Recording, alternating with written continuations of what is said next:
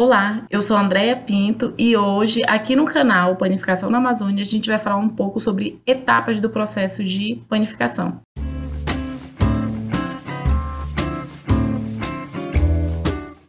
É um assunto que a gente sempre vem falando, mas eu acho sempre importante ressaltar pelo seguinte fato: dá a segurança de que você está fazendo de forma correta. É claro que a gente encontra várias receitas diferentes, receitas que vão trabalhar mais tempo, com menos tempo, ou que começa com a mistura de forma desordenada em relação ao que você já tinha visto. Então, existem várias formas de você trabalhar as etapas de obtenção de um pão. Mas eu vim aqui para falar para você que se você fizer por um método onde você tem esse entendimento das etapas de produção de um pão, o seu resultado vai ser muito melhor, porque vai agregar muito mais sabor, vai melhorar a textura e com certeza o seu pão vai se diferenciar de muitos outros que são produzidos às vezes de forma não tão qualitativa e acaba se tornando mais um pão no mercado. Então, para você garantir as etapas de forma ordenada na sua produção de pães,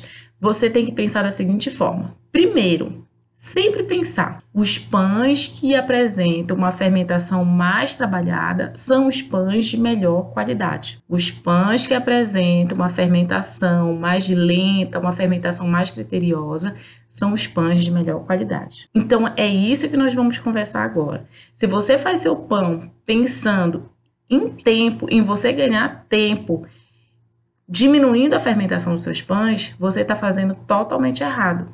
O correto é você ganhar tempo controlando o seu processo, porque a massa, quando está fermentando, ela não precisa que você fique do lado olhando. Você pode praticar a produção do seu pão e aí você desenvolver outras atividades dentro desse momento que você está produzindo o seu pão. Então, vamos lá para as etapas importantes na produção de pães e assim você tem uma qualidade ideal. Primeira etapa, a esponja ou o fermento natural ou um pré-fermento bem trabalhado com horas. Eu já tenho esse vídeo de pré-fermentos que você pode estar indo lá e acompanhar essa produção dos pré-fermentos ideais para cada tipo de pão. Então, vamos lá. Primeira coisa, trabalhar já essa pré-fermentação, ou seja, utilizar o seu fermento biológico sem problema nenhum, só que já trabalhando ele antes de iniciar o seu processo de produção de pães. Então, eu vou iniciar um pão X, e que eu quero agregar muito mais sabor. Faça a sua esponja antes, faça o seu pré-fermento, refresque o seu fermento natural. Ok. Quando a gente vai para a primeira etapa já de produção, é essa. A segunda etapa é a mistura de todos os ingredientes. Você vai fazer a mistura de todos eles, obedecendo, claro, regras básicas, como iniciar, misturando os secos, deixando o sal para o momento quase que final ali daquela mistura inicial. Hidratar adequadamente a massa, né? E sentindo a sua massa nessa etapa de mistura. Nessa etapa de mistura é o momento que você vai fazer a interação entre os ingredientes e é o momento que você vai desenvolver o seu glúten. É o momento em que essa massa ela vai se tornar uma massa elástica. Ela vai ter elasticidade e extensibilidade devido à presença das proteínas que ali estão presentes. Então, ok, segunda etapa é a etapa da mistura. A terceira etapa, que tem que ser obedecida, que se chama primeira fermentação. Ou seja, fez a mistura, desenvolveu o glúten, faz o primeiro descanso. Nesse primeiro descanso, você vai perceber e sempre coberto, sempre longe de corrente de ar. Você vai perceber que nesse momento que você faz esse primeiro descanso, essa primeira fermentação, a sua massa já vai ter um aroma diferente da massa inicial. Porque a fermentação ela é responsável tanto pelo aumento de volume dessa massa, quanto com a agregação de sabor e aroma na massa. Então, nós temos a primeira fermentação. Depois da primeira fermentação, nós temos a divisão da massa. Essa divisão, ela acontece de forma manual. Você faz a divisão em tamanhos menores, você tem um volume grande e você vai dividir no tamanho que você deseja fazer o seu pão, a divisão. Depois da divisão, que é feita pesando em quantidades devidas, a quantidade do tamanho do pão que você quer, que o ideal é que você tenha uma balança para fazer essa pesagem, até mesmo porque isso vai te dar a certeza de que os pães vão sair com o mesmo tamanho, com o peso aproximado, e isso é bom em termos de conformidade dos produtos, fazer com que os seus produtos sejam produtos que tenham os mesmos aspectos e o cliente X e o cliente Y sempre tenha o mesmo resultado, vai depender. Então é importante que nesse momento você faça essa divisão de forma criteriosa com a sua produção. Eu vejo às vezes as pessoas quando estão pegando uma massa, elas puxam, sabe? Não tem aquela delicadeza de pegar uma massa e pensar assim, tudo ali, no momento que foi desenvolvido o glúten, foi alinhado, né? As cadeias estão se alinhando, elas estão se ordenando justamente para manter a elasticidade. Então, nesse momento da divisão, fazer o processo de forma bem cuidadosa. Não precisa ficar esticando a massa, não precisa ficar puxando, porque isso vai comprometer a qualidade do pão no final. Depois dessa divisão, nós vamos para a pré-moldagem. Então, eu dividi em pedaços já do tamanho do pão que eu quero. Eu vou para a pré-moldagem. Essa pré-moldagem ela pode ser na forma de bolas ou retangulares. Isso vai depender do tipo de pão que você quer desenvolver. Vou desenvolver filões, né, de pães, eu faço uma bolinha e aí para depois modelar fica mais fácil. Assim como se eu for fazer um baguete, o ideal é que eu faça um formato retangular. Então, a pré-moldagem, ela já é uma ligação com a modelagem final do seu pão. Então, você vai fazer ou bolas ou retângulos e já deixar ali a massa descansando novamente, sempre coberta. Esse é o momento da pré-moldagem. E sempre pensando o seguinte, gente, às vezes a gente pensa assim, se eu ficar mexendo muito com a massa, ela pode se prejudicar. Claro, você não vai ficar sovando a massa novamente. Nesse momento da pré-moldagem, é importante salientar um ponto aqui. Se você tem uma massa que ela tem uma consistência um pouco mais fraca, né? Não é tão firme, você vai ter que manipular ela com mais força, né? Umas massas mais maleáveis. Você vai ter que fazer um trabalho mais fortalecido para que as cadeias do glúten fiquem mais fortalecidas. Já se a massa for uma massa mais firme, você já vai fazer um trabalho de pré-moldagem mais brando, né? Não apertando tanto essa massa para não prejudicar essa cadeia do glúten. No momento agora da modelagem, depois da fermentação secundária, então nós temos aí novamente uma massa que estava em descanso e que agora vai ser moldada, vai ter o seu formato final.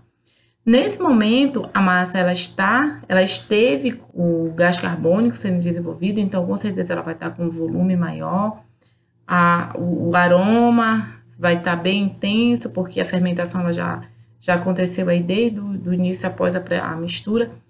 Então, nesse momento que você tem uma fermentação que já iniciou há um tempo, você continua com o mesmo cuidado e com o mesmo entendimento da pré-moldagem. Massas mais fracas, você põe uma moldagem mais apertada, uma moldagem mais firme. Massas mais firmes, você já aplica uma moldagem mais delicada, no intuito de não comprometer a estrutura deste pão, né, do glúten que foi desenvolvido.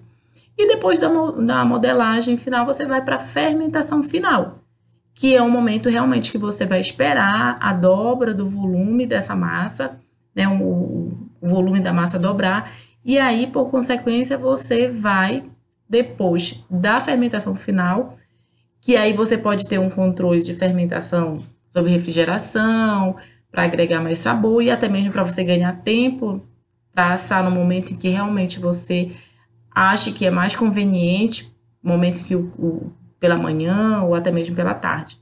Então, depende muito do seu controle de tempo. E depois da fermentação final, nós vamos para o assamento do pão.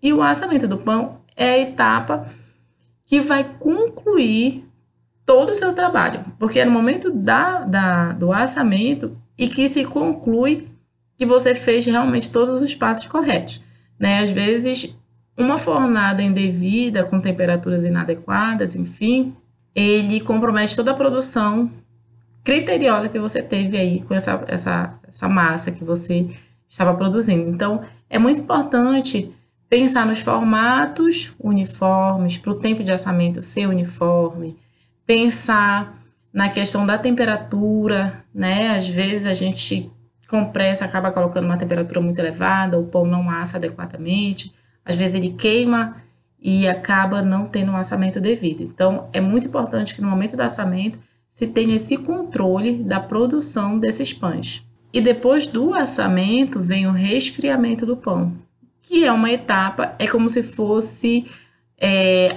na verdade, é a finalização. É nesse momento em que você, né, mantém a qualidade do seu pão. Então, o resfriamento em locais fechados, vai ter aquele acúmulo de vapor, e aí o vapor vai umidificar a superfície do pão, e isso, por sua vez, não vai dar uma crosta como eu desejo. Então, o pão tem que ser resfriado no local aberto, né? E já se eu quero uma crosta mais macia, né? Porque acontece a pessoa ter mais macia, aí você já vai para um ambiente um pouco mais fechado. E aí é esse resfriamento que vai dar o toque final de toda uma produção que você teve aí do seu pão. Então, essas etapas são as etapas que envolvem o método tradicional de produção de pães, sempre obedecendo todos os tempos devidos. Andréia, tu não falaste em tempo. Gente, é muito complicado eu falar em tempo nessas etapas. Por quê? Porque existem vários tipos de pães. Por exemplo, se um pão salgado para um pão doce, os tempos de fermentação, ainda que obedeça todos os passos idênticos, vão ser diferentes. Os pães salgados, eles vão ter uma fermentação diferente devido à quantidade de açúcar que tem num pão doce. Então, os tempos são diferentes. Mas o que eu recomendo a vocês? Que quando você for desenvolver um pão, procurem as receitas que agregam essas etapas bem definidas. Se a gente estiver falando a mesma língua de pães de qualidade. Então, você não vai encontrar em qualquer livro de receita. Você encontra realmente em livros que priorizam essa qualidade do pão, ok? Uma indicação de um livro que eu sempre estou citando aqui nos meus vídeos é os livros de Michel Suas, que é um autor que trabalha muito de forma técnica na produção de pães. Existem outros livros que são bem interessantes, mas eu gosto muito da técnica que ele utiliza, da forma como ele expõe as técnicas. E é isso que eu tinha para trazer para vocês, a gente falar um pouquinho sobre essas etapas, né? Eu sei que o teórico, às vezes, os alunos, as pessoas, enfim, querem que a gente traga aqui sempre receitas. E o objetivo do canal não são só receitas. Porque eu sei que as pessoas que vêm aqui no canal, o objetivo dela não é só reproduzir receita, é entender o processo.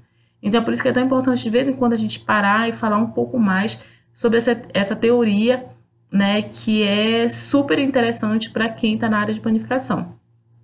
Então, é isso que eu tinha para trazer para vocês. Deixe os comentários, eu sempre peço que vocês deixem os comentários, dê as sugestões de vídeos, tem alguns que já estão sendo produzidos, que foram pedidos de alguns seguidores, e você que gosta e que quer discutir algum assunto de forma mais criteriosa, deixa um comentário aí que aí a gente vai estar vendo possivelmente a forma de divulgar esses vídeos com os temas que vocês sugerirem. Tá bom, gente? Muito obrigada e até a próxima.